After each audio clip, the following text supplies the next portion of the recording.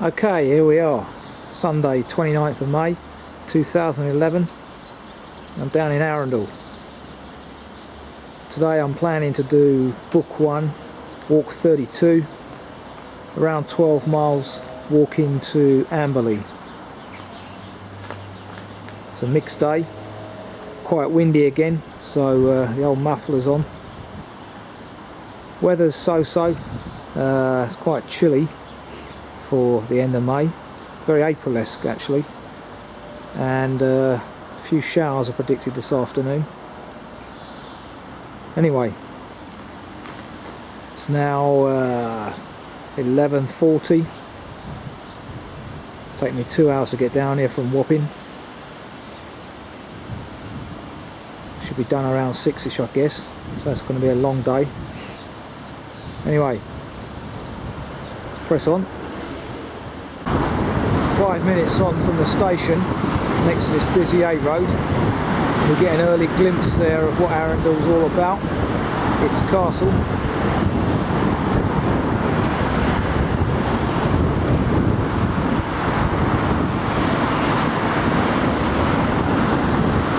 So now next to the River Arun and away from the traffic noise,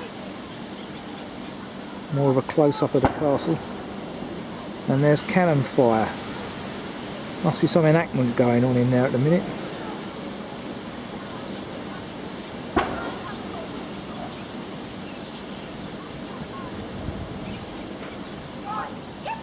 Obviously it's a bank holiday weekend, so plenty of people about.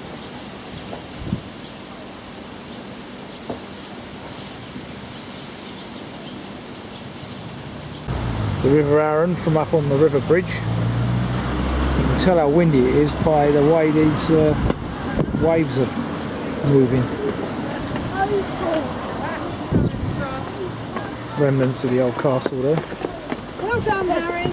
Looking down Arundel High Street from outside the gatehouse.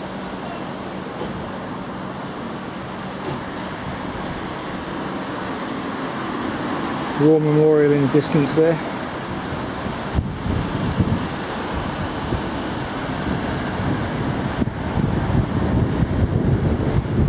This is St Wilfrid's Arundel Priory with another angle of the castle there. It's an interesting feature. Just opposite the church, and the church is actually a cathedral, Roman Catholic cathedral of, let me just get this right, Our Lady and St Philip Howard.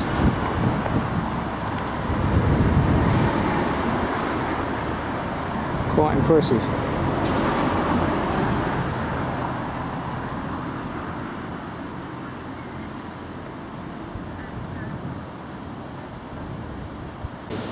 Quite a nice view from near St Mary's Gate Inn.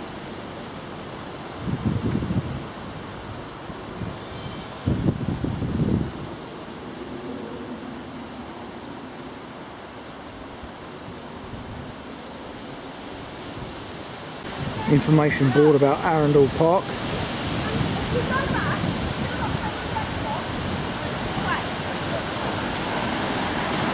Which we are now about to enter up here.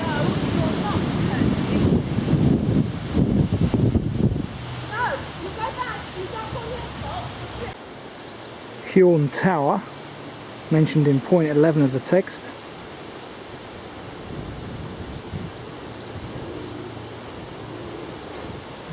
And we turn off right over there somewhere. Starting to get a bit more peaceful now, thank God.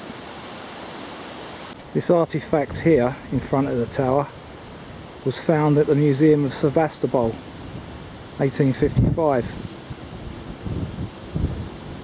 And brought back and presented by Lord Lyons, or that's it, Admiral Lord Lyons.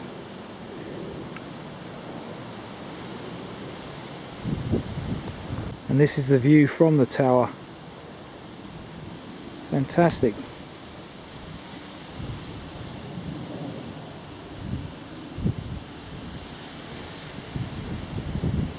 And our onward journey is just over there, I believe, in that corner.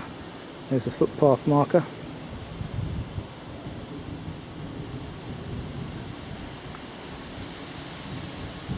Now following the Monarch's Way.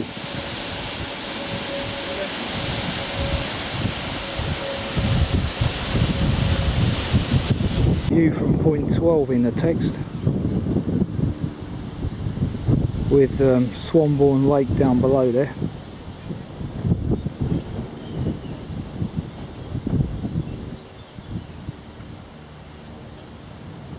Another view back from point 13 in the text, just above Swanbourne Lake.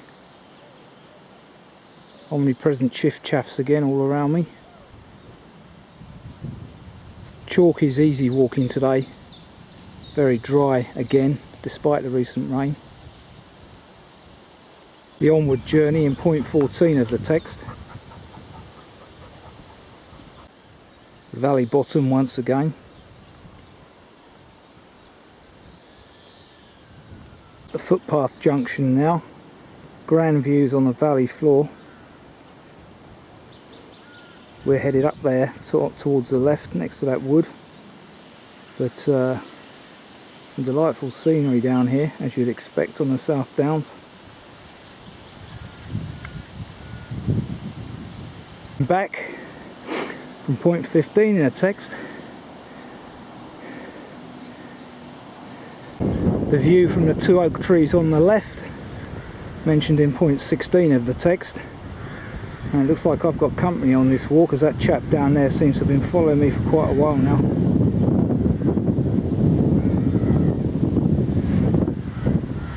Horn Tower in the distance.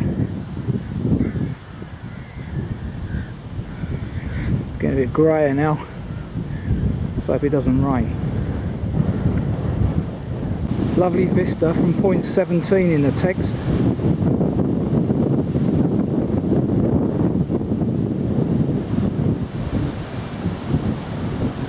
To think these downs were once tree covered. The wood over there gives you an idea.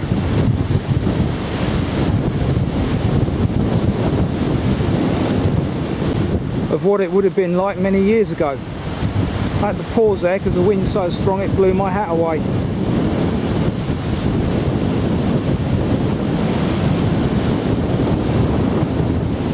It's affecting the balance as well.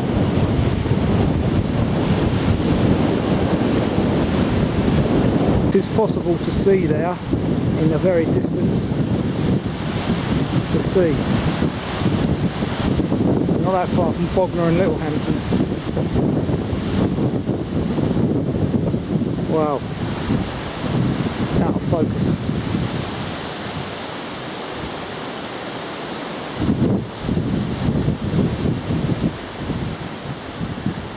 This is a view on the landward side, point 18 of the text. In the distance there you've got the ridge into Amberley that I walked along a couple of weeks ago.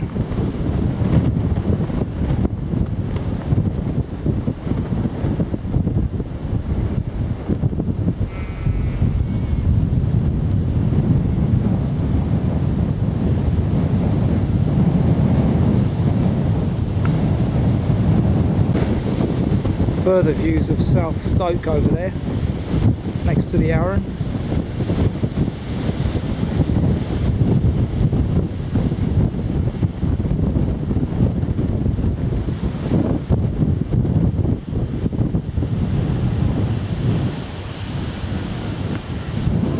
Looking back to where I was a few moments ago, and that chap's still up there, so he's clearly doing the same route.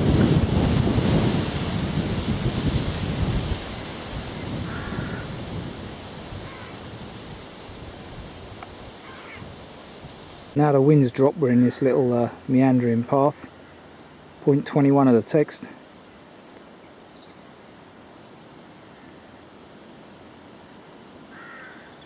Delightful. The exit to Arundel Park, points 23 to 6. Got the River Arun over there, through the trees. this wood ahead of you, and the onward journey for 600 metres is up that way. Lovely woodland walking, point 25 of the text, headed towards South Stoke.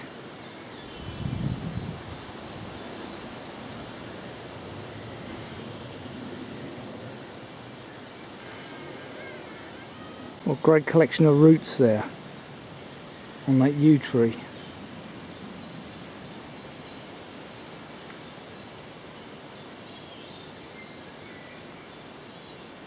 Leaving Arundel Park behind, point 26 of the text.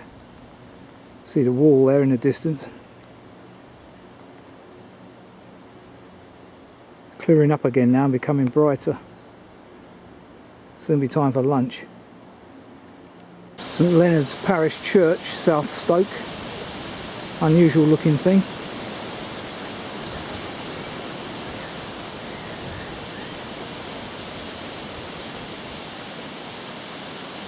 The new bridge at South Stoke, and very pleasant backdrop. Still haven't had lunch. Could have had it at that church, I guess, but there was about 15 ramblers all having a look at it, so decided to press on. It's about another 1300 metres now or so to Burpham, which is the recommended lunch stop, so I might as well continue on. All these swallows skimming the Arun. Delightful. Railway just on my left. Skylarks are appearing now. Or not, as the case may be. More like their song is heard. South Stoke from another angle next to the Arun.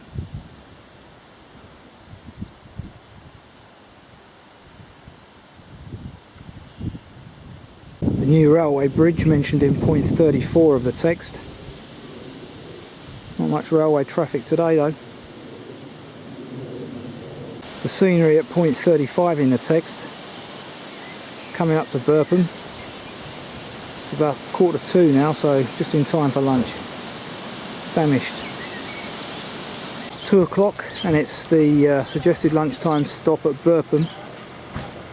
The George and Dragon, which on a bank holiday weekend is absolutely jam-packed, as you'd imagine. I'm going into the churchyard behind me, as usual, which is bang smack opposite the pub, which is handy. Okay, here we are, right at the very back of the churchyard. My lunchtime spot today, donated by a chap called William Allen Hall, 1899 to 1965. So thank you, Mr. Hall. Okay, 2:30, lunch has been had. This is St Mary the Virgin at Burpham.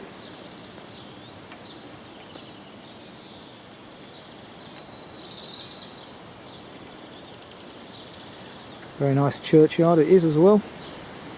Nice and peaceful. Just felt a spot of rain, which is bad news. There is no longer a swing gate coming out of the churchyard. Next to this pine tree area, but there are, I now discover, some very pleasant seats which have a superior view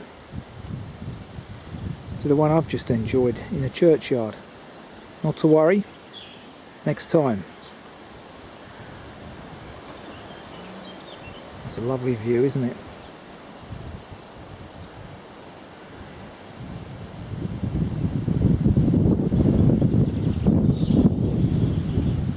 Also over there on the left you get a distant view of the castle again.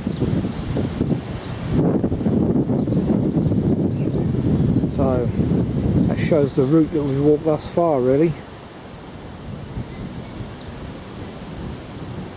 Yep, that's pretty much it. Just looked at my pedometer, 6.3 miles to Burpham, so around about halfway through the walk. Perfect. Another view looking back to the castle. and across this wetland and wildfowl area. It surely must rain within the next hour or so. I can feel it. That's bad news. Just come through Peppering Farm and we're now about to enter a conservation area.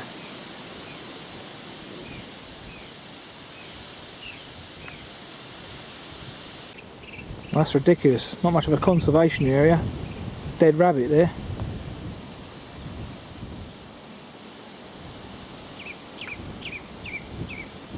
Lapwing over there. It's clearly got a nest in the area, because when I approached, did its distraction routine.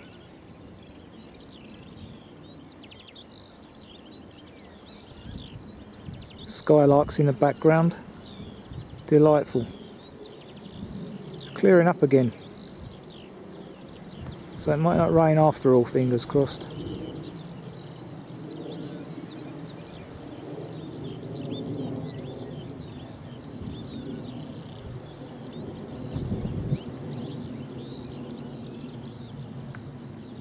That's the onward journey ahead of us. Lovely splash of red poppies here next to this wheat field. That lapwing's still giving its warning sign in the background.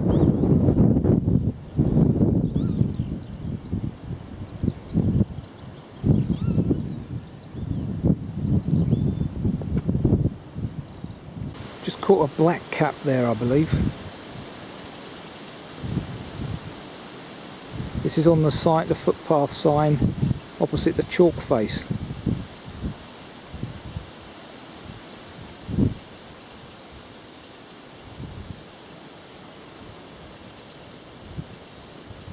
Lovely.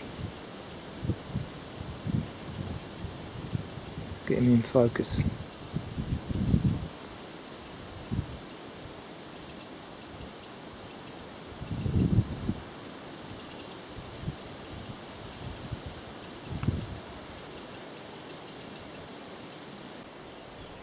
More views, this time from point 42 in the text. Just under the mini pylons.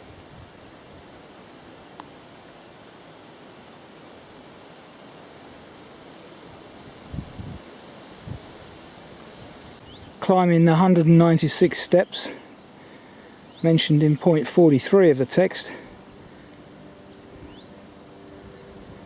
Fine view though.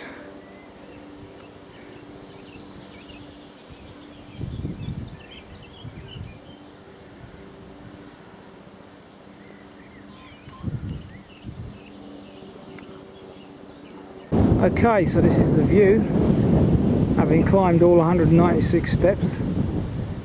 This is what you get at the top. Fine views. I think we're about to join the South Downs Way now. No, I got that wrong, it's just an ordinary farm track. This takes us towards the Burgh on the map.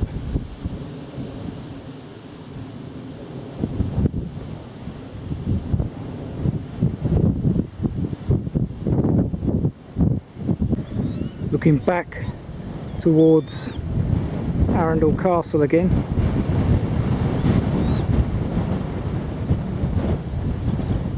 Looking very spooky in the grey cloud.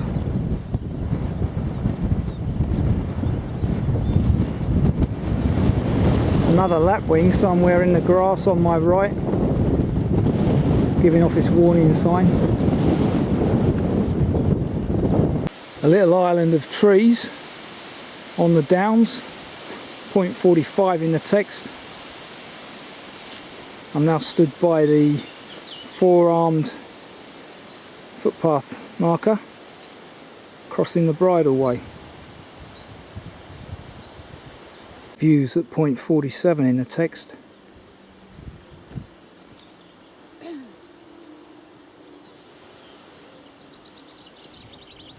Down in the Coombe, mentioned in point 47 of the text, headed north towards that swing gate there.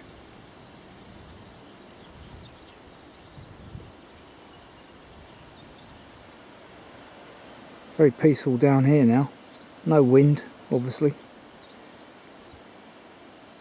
Been past the Black Horse again in Amberley village, which I now recognise as being where I was just a few weeks ago. My memory is getting atrocious. Can't remember one village to the next now. Okay, back at St Michael's in Amberley, and it looks like I'm going to be walking the reverse of the walk that I walked last time I was here, when it was literally a water meadow. Different story today, mind. Remnants of the castle, which makes very good homes for those jackdaws.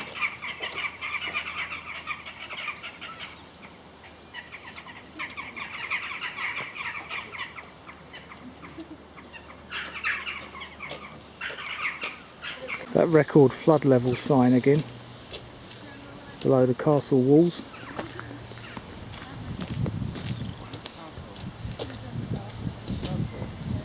Well, what a delight. Very different this time round.